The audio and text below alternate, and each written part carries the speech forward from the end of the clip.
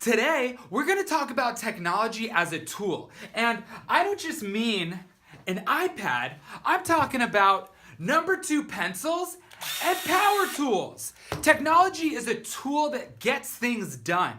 But the reason why we want to use tools is because we know that we can get to somewhere that is much better, much more interesting, and of an overall higher quality than if we were not using that tool or that technology. So stick with me, and we're going to learn how to maximize our ability and our potential with technology today. Hey everyone, this is Michael Cohen, the Tech Rabbi, and this is Educated by Design vlog episode number 5. Today we're going to talk about technology as a tool, and that's really important because technology is all over the place and it is not going away. If anybody tells you that something like the internet or something like a smart device is going to simply disappear tomorrow or lose its trending influence, that person just doesn't know what they're talking about.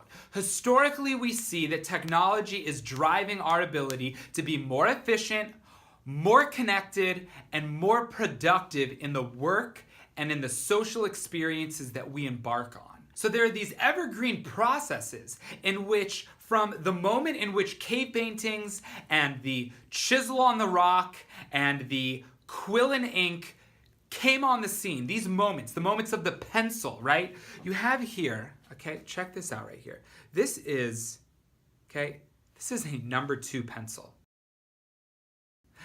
And at its launch, this was the most innovative and empowering tool that the world had ever seen. This tool right here democratized who was in charge of information.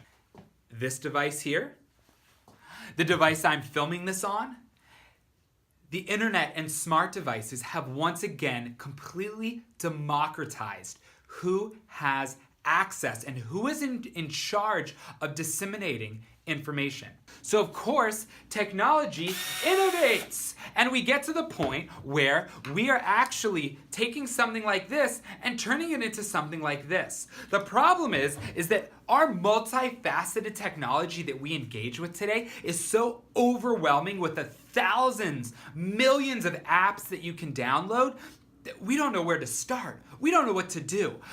But there's good news, because there are evergreen, fundamental, core key indicators there, processes in which technology drives. The first one is capturing and producing content, right? The second is the ability to share that content. And the third one is distribution. How can you get the content, the process, the product out there for others to benefit from? If you're sitting in a classroom right now as a teacher and you're wondering what technology's role is in your classroom, it is to create meaningful and valuable learning experiences for your students. That can be in the way in which they interfaced with information, content, curriculum in a memorable and amazing way. And it can also be skill sets that they're developing so that later on those skills can turn into real world and lifelong skills that they can use in their professional and personal lives, right? Imagine for a moment what that looks like. My call to action today is for us to discover ways in which we can use technology to produce and curate and create content, right? That's where that technology as a tool is absolutely incredible and absolutely huge. The ability for students today to understand how to capture imagery, media, video, audio content, and package that in a way that is a memorable experience and valuable for somebody else is huge, right? At the end of the day, it doesn't matter what they're learning. If you can get students to create something that shows that they know what they're talking about and that they've reached the objectives that you feel are important or that the standards indicate that they need to master, and then they create something that can be shareable and usable for someone else, That's huge. And that could be peer-to-peer support. That could be a middle school student creating something for a elementary school student as they are introduced to the first time to content that middle school student is learning in depth in your class. So that leads me to that idea of technology gets you places, right? Technology connects us. It can connect us in our classroom. It can give a shy student the space to share out their ideas in a digital space that they might not feel comfortable sharing those thoughts in a face-to-face group setting. It allows you to connect with classrooms throughout your school. It allows you to connect with schools around the world and the world at large.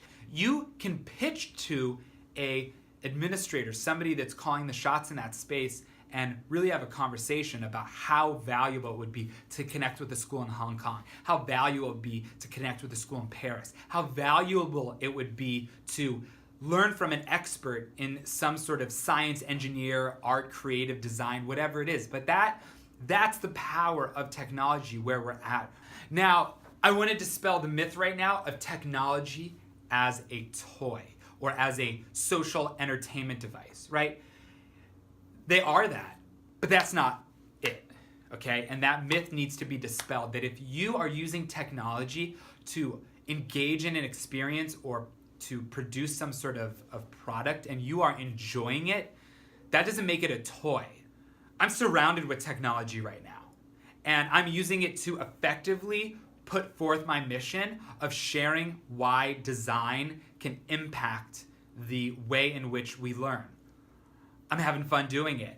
That's important for our students to know, and that's important for anybody to know, that technology can make things enjoyable. So since this is the Educated by Design vlog, I always have to put a design spin on it. It's that methodical process that design gives you the space and the lens to solve that problem and address the needs that I think is pretty interesting. And so the first step is that we always have to look at the end product, the end result. Where do we want to get to? And when you can envision that end result, you can then backwards map, which is definitely a term in education that most, if not all, teachers are familiar with.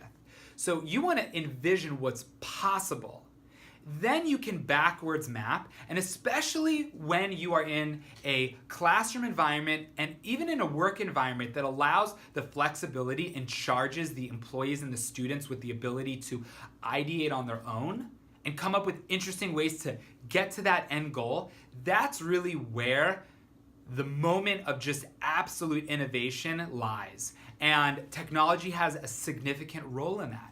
Case in point example, I'm sitting with a group of students and they are challenged with creating an interactive book that has a timeline that covers the entire scope of a certain historical period. I gave them an iPad and I said to them, we're going to use Book Creator, so shout out Book Creator, as a repository because I love Book Creator as that space to really curate content. You can add audio, you can add video, you can add photos, you can add text, and we're going to build up page by page, moment by moment as history unfolds. And then I showed them iMovie, and I showed them a stop motion app, and I showed them a Chatterpix app that you can draw a line on an inanimate object to animate and storytell through the lens of that inanimate object. And at the end of 20 minutes of experimenting, you had students creating stop motion and coming up with ideas that I couldn't even think of or wouldn't be able to think of when I was pitching it to them. And instant credibility occurs when you empower the employees, your colleagues, or your students to come up and ideate with your guidance. And then that credibility of, well, look what that student just did. All of a sudden, all students gravitated towards that student that had stop motioned a book automatically opening and then turning page to page. How did you do it? What angle so your hand didn't show up? It's ideas like that that just absolutely innovate and provide a true space for genuine creativity to exist. So when I asked that question to those students at the beginning of that class, what is creativity?